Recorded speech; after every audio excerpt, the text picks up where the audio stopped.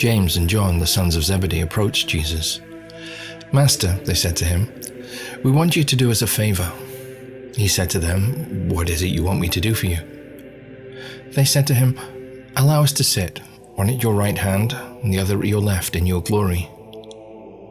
"You do not know what you're asking," Jesus said to them. "Can you drink the cup that I must drink, or be baptized with the baptism with which I must be baptized?" They replied, "We can." Jesus said to them, "The cup that I must drink you shall drink, and with the baptism with which I must be baptized, you shall be baptized.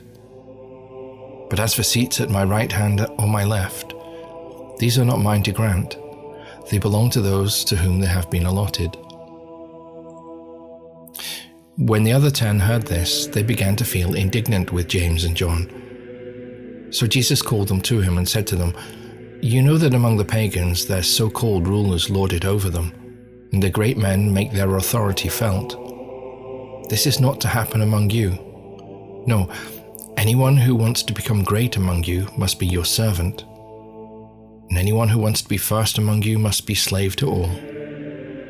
For the Son of Man himself did not come to be served, but to serve, and to give his life as a ransom for many." Last Sunday, Pope Francis launched the Synod on Synodality. Launches in our diocese today. It offers an opportunity to address many of our concerns within the Church, one of which is clericalism. Ever since he became Pope, in fact for a long time before that, Pope Francis has spoken out strongly against clericalism as one of the great evils that affects our Church, and one that's at the root of the current crisis. But what does Pope Francis mean by clericalism? How does it affect us? How do we avoid it? Or at least, what steps can we take towards a church freed from it? Clericalism is defined as a disordered attitude towards the clergy, an excessive deference, an assumption of their moral superiority. Pope Francis puts it more simply, saying it's when clerics, priests, deacons, bishops feel they are superior. It's an attitude that is widespread in our church. But Pope Francis warned that clericalism can be fostered by priests themselves and by lay people.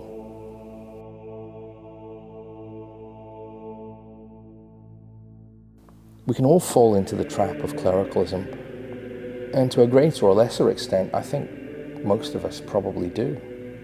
Not always intentionally. It's just part of the church we've grown up with, isn't it? But it's wrong. It's an evil. It runs contrary to the gospel. And I think we might have in Pope Francis and this synod the greatest opportunity to address this evil since the time of the Second Vatican Council.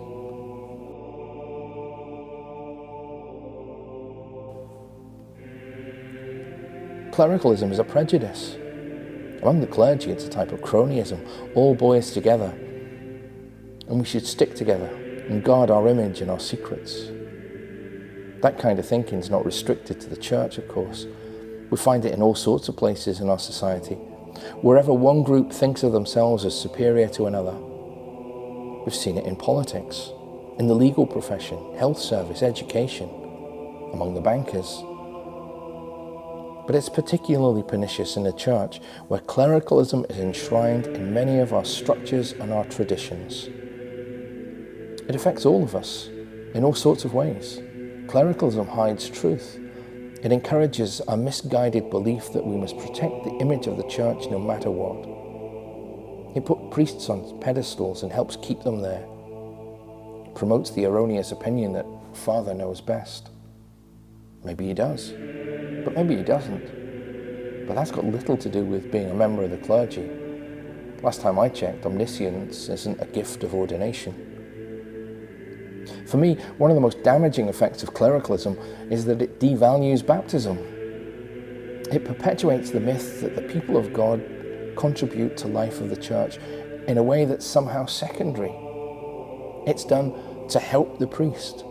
That the fundamental service God asks of the laity is to put your hand in your pocket, to pay up, to receive what the church offers, to be ministers of welcome and word and communion, rather than live and spread the gospel among families and in the workplace, in schools, neighbourhoods, pubs, football grounds, wherever.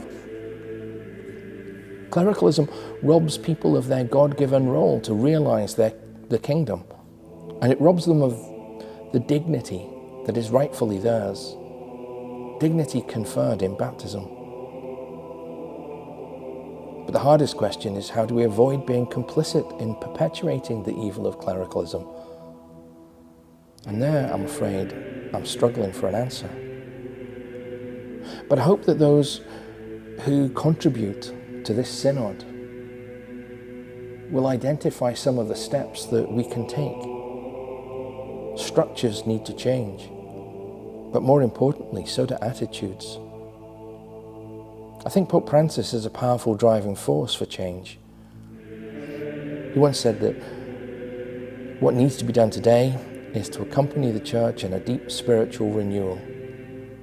He went on to say that clericalism is a perversion of the Church, and that 50 years ago the Second Vatican Council said that clearly, that the Church is the people of God.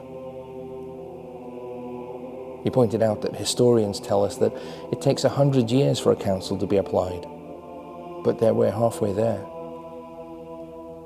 So, Pope Francis said, if you want to help me, do whatever it takes to move the council forward in the Church, and help me with your prayers. I need so many prayers, he said.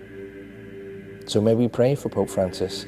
May we pray for this synod, that it leads to renewal within our Church. And may we all, in a spirit of prayer, acknowledge how we may be complicit with the evil of clericalism and do all that we can to stamp it out.